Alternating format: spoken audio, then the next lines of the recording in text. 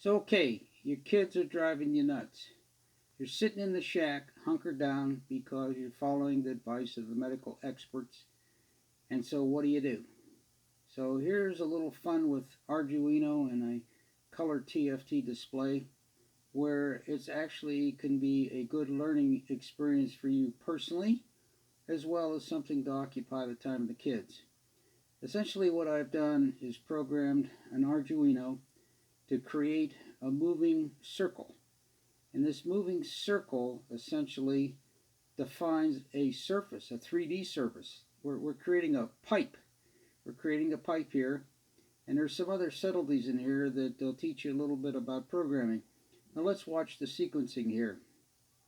Essentially, the program creates this pipe 3 times. And at the end of the third time, it prints out something called gotcha. And there you go. So this is a way that you have some counters built inside the programming itself. So whereby it counts the number of times it creates this tube, and then it says I gotcha. So this could be useful in timing various actions, several tries, and then something else happens. So there's a lot of subtleties in here.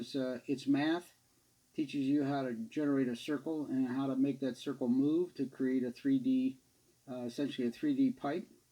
And I'm going to share the code with you, but it's a little something that can be done here during this time that we're all hunkered down. Follow the advice of the medical experts, keep your social distancing, wear a mask, and stop listening to the garbage that's coming out over the TV.